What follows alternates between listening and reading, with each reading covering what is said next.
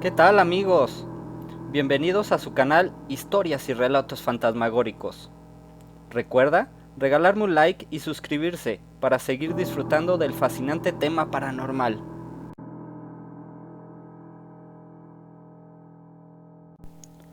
La historia fantasmagórica que les voy a contar el día de hoy se titula Leyendas de terror del estado de Zacatecas.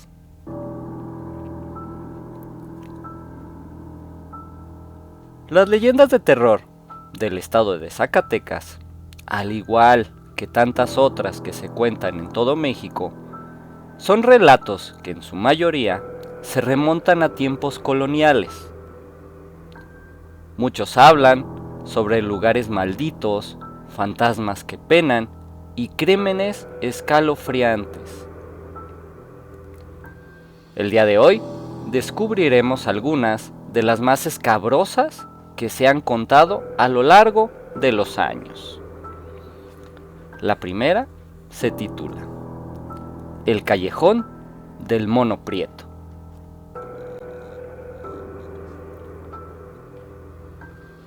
Doña Marciana Castillo era una mujer sumamente temida por sus vecinos, en lo que antes se conocía como la calle de la Merced. Su casa se encontraba muy apartada de las demás y destacaba por no poseer ninguna ventana. En la azotea, sin embargo, asomaba un torreón siniestro, a cuyo alrededor se habían desperdigado múltiples pedazos de vidrio para impedir que algún intruso saltara e invadiera la propiedad. A la mujer se le atribuía fama de bruja, pues cada noche el torreón se iluminaba y despedía un hedor nauseabundo que enfermaba a todos los vecinos. Además, tenía mucho dinero de manera inexplicable. Algunos decían que cambiaba monedas de oro de manera ilícita y otros que se les había dado el mismísimo diablo. Acostumbraba usar largos y ostentosos vestidos de seda, así como chales y joyas en exceso. Sus regordetes dedos lucían varios anillos. A pesar de lo fina que eran sus vestimentas, su apariencia era simplemente abominable, ya que tenía el rostro cubierto de cicatrices, los ojos enrojecidos y el cuerpo deforme.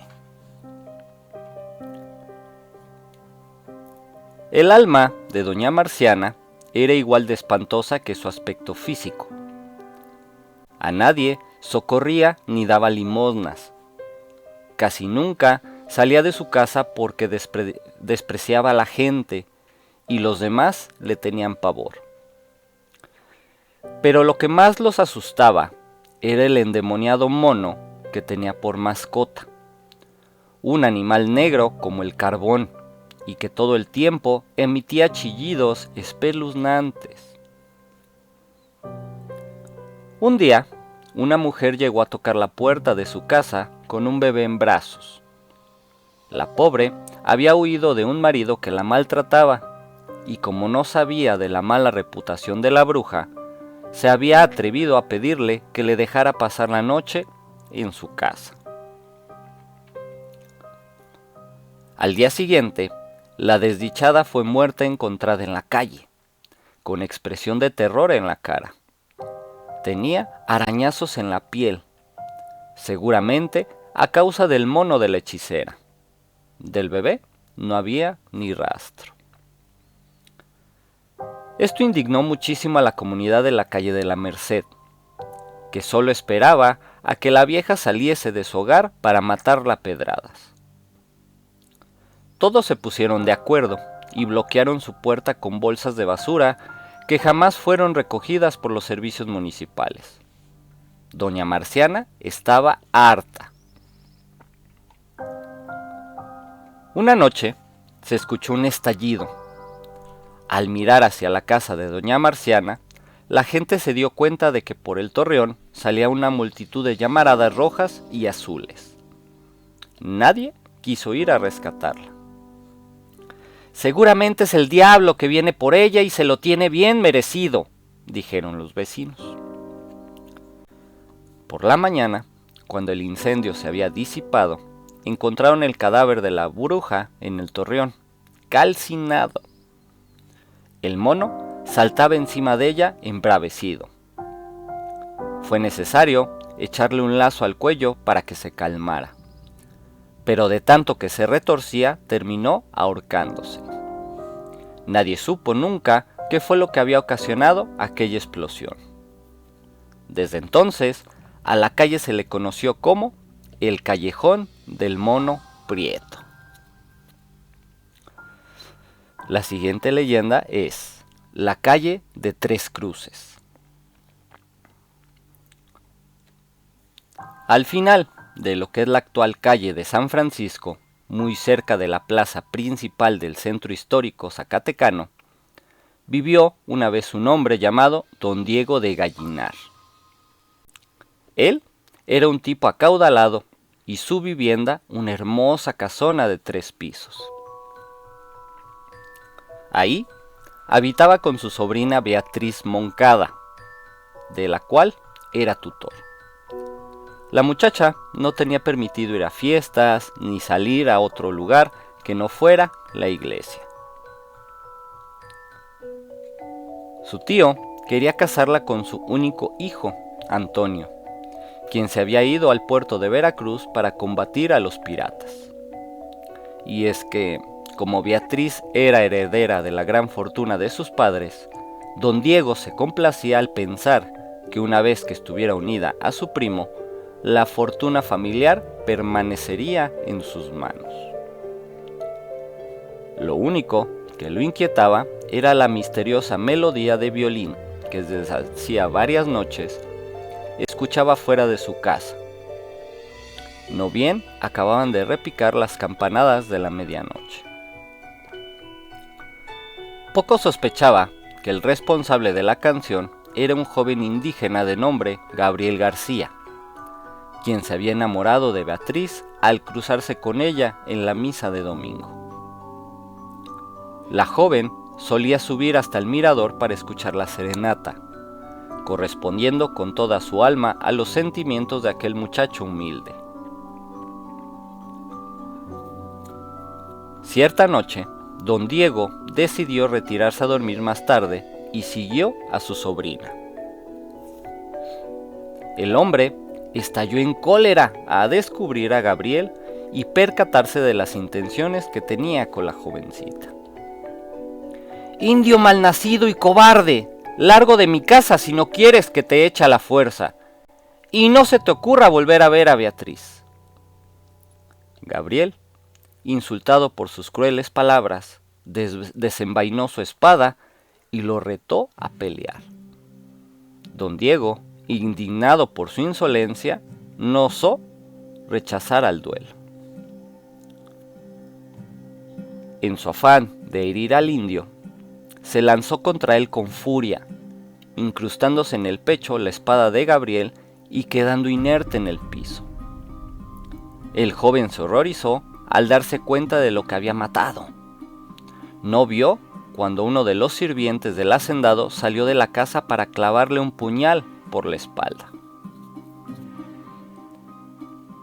En lo alto del mirador, acristalado, Beatriz, al ver los cuerpos de su amado y de su tío asesinados, perdió la conciencia. Su cuerpo cayó atravesando el cristal y se estrelló contra el pavimento, muriendo al instante. Al día siguiente, se marcaron 3 cruces de cal en el lugar en el que habían estado los cadáveres. Esto ocurrió un 2 de noviembre de 1763, y es por eso que a la presente calle se le llama la calle de las 3 cruces. De vez en cuando, cuentan, se puede ver a los fantasmas de los fallecidos y cómo la fatídica escena de sus muertes se repite desde la mansión. La siguiente leyenda se titula la Plazuela de Zamora. Corría el año de 1696, cuando don Pedro de Quijano, un acaudalado hombre de Zacatecas, recibió de su hija una noticia que consideró como traición. La joven y bella María Leonor había decidido no casarse con don Juan Antonio de Ponce y Ponce, un rico minero que poseía la hacienda de San José. Don Pedro contaba con ese enlace matrimonial para salvar su negocio y además pagar la hipoteca de su casona, la única propiedad que le quedaba tras quedar en la ruina. «Prefiero morirme o entrar a un convento que ser la esposa de ese hombre», le había dicho María Leonor con orgullo. Ella tenía sus razones para negarse a ese matrimonio.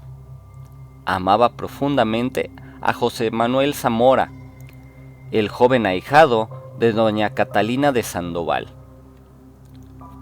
Esta mujer, rica y bondadosa, había sido la mejor amiga de la difunta madre de María Leonor y pensaba heredar todos sus bienes a José Manuel, consciente del gran amor que compartía con la muchacha. Pero don Pedro, cegado por la ambición, no permitiría que se truncaran sus planes. Buscó a una mulata que practicaba las malas artes y le ordenó que investigara a su hija. No había transcurrido ni una semana cuando la bruja le informó todo lo que estaba ocurriendo con su María Leonor y José Manuel. La muchacha tenía la costumbre de ir a escuchar misa en el convento de la Merced, en compañía de una de sus criadas. Ahí se encontraba con su amado en la pila del agua bendita y le dedicaba una dulce sonrisa. Luego él la seguía hasta su casa y se despedía de ella con una respetuosa reverencia hasta que llegara la noche. Era entonces cuando el galán se acercaba a la ventana de su novia y le ofrecía hermosas serenatas. Don Pedro, furioso, urdió un plan para separar a los jóvenes amantes. Habían empezado a circular rumores de que alguien quería derrocar a don Juan de León Valdés, alcalde de Zacatecas.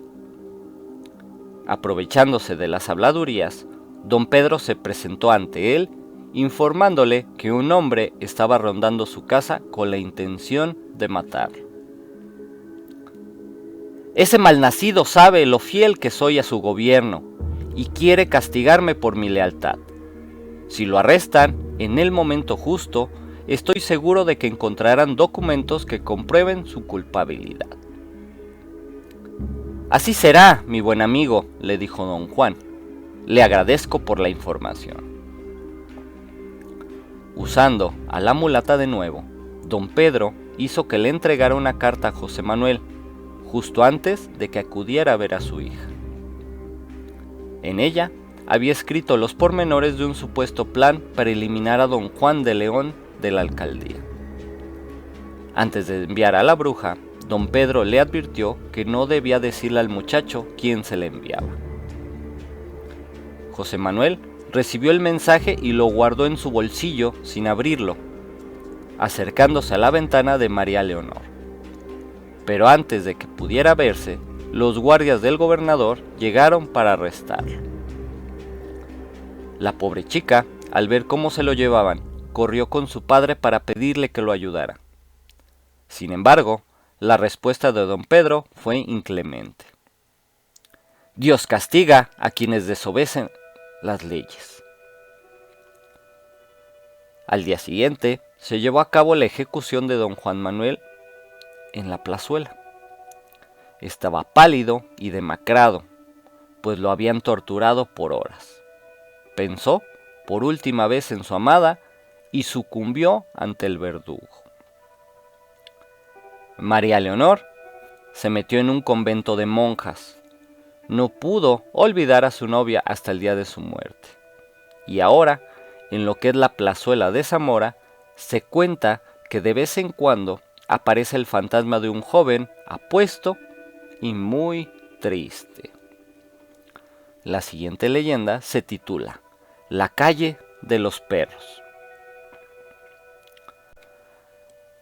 Doña Nicolasa Rojas era conocida por los zacatecanos por ser una mujer tacaña y acumuladora. Vivía en una casa con una gran multitud de perros de diferentes tamaños.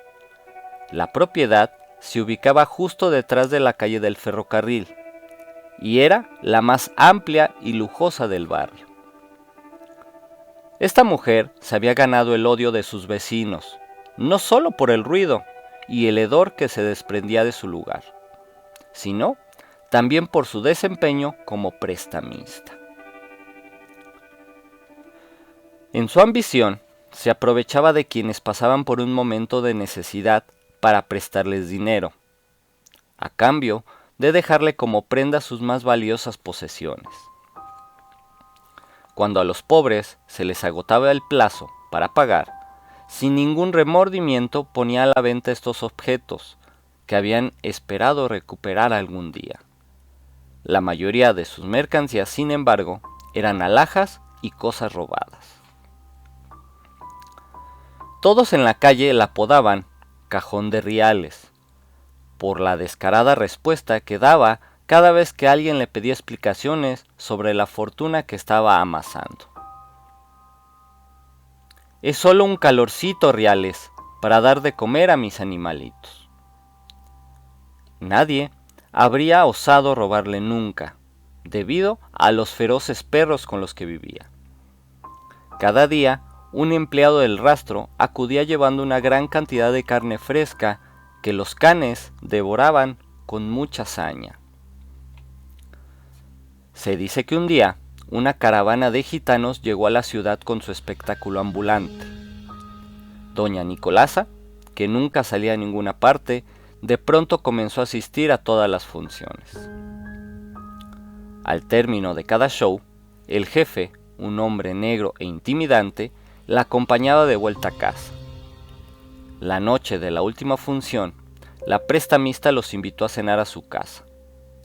A la mañana siguiente, el santuario de Nuestra Señora del Patrocinio, ubicado sobre el Cerro de la Bufa, amaneció asaltado. Tanto las joyas como las vestiduras de la Virgen del Patrocinio habían sido robadas. Escandalizada, la gente denunció a los gitanos que se habían marchado esa misma mañana. Mientras tanto, el rastro municipal cambió de empleados y estos, sin saber del encargo de doña Nicolasa para sus animales, dejaron de llevarle carne. Apenas oscureció, sus vecinos se vieron atormentados por una serie de aullidos infernales y llamaron a la policía para detener aquel escándalo. ¿Cuál fue la sorpresa de las autoridades al encontrarse con una escena espantosa? Los perros estaban devorando el cuerpo sin vida de doña Cajón y más allá. En un armario, bajo llave, yacían guardados los tesoros del santuario del Patrocinio. A partir de entonces, aquella calle fue conocida como la calle de los perros. La siguiente leyenda se titula Una confesión de ultratumba. Martín Esqueda, sacerdote del templo de Santo Domingo, acababa de irse a dormir cuando escuchó que alguien tocaba desesperadamente a la puerta. Asustado, se levantó a toda prisa y abrió para recibir a una mujer de aspecto humilde, vestida de negro y con un rebozo sobre los cabellos. «Es un enfermo que tengo en casa, padre. Está muy grave y vine a suplicarle que me acompañara a darle la última bendición», le explicó ella. Rápidamente, Martín se vistió y fue con ella a recorrer las callejuelas oscuras del centro, pasando por la antigua plaza de toros y llegando hasta un cuartito miserable, en donde un hombre con aspecto de desahuciado le esperaba tendido en un catre. El enfermo lo llamó. «Aquí estoy, hijo mío». «Padre, Por favor, antes de morirme, necesito confesarme. Te escucho, hijo mío, cuéntame tus pecados. El moribundo procedió a confesar su arrepentimiento por una larga lista de acciones reprochables, entre lágrimas y sollozos. Martín se sentó a su lado, quitándose la estola que llevaba sobre su túnica y colgándola en una percha de la pared. Consoló al enfermo con paciencia y finalmente le otorgó la absolución. Tras despedirse de él y de su esposa, regresó a la parroquia. Al día siguiente, descubrió que se había olvidado de la estola y envió a un monaguillo a buscarla. No obstante, el muchacho volvió un rato después, afirmando que nadie le había abierto la puerta. Extrañado, el sacerdote volvió a mandar a un sacristán, quien tardó 1 hora en regresar con la misma excusa. Ya bastante extrañado, Martín decidió ir a buscarla en persona. Pero al llegar a la humilde vivienda, nadie le abrió. Lo cierto es que aquel lugar parecía abandonado. De inmediato fue a buscar al dueño del habitación para preguntarle por la pareja que vivía ahí. Debe de estar confundiéndose, padre. Ahí no ha vivido nadie en años. Le juro que anoche fui a confesar aquí a un enfermo. Le aseguro que no, le dijo él, pero si quiere salimos de dudas y le muestro. El hombre sacó una llave para abrir la puerta, la misma que había usado la mujer la noche anterior, y entraron. La habitación estaba llena de polvo y muebles sin usar. Había telarañas por todas partes. Era obvio que hacía mucho tiempo que nadie vivía ahí.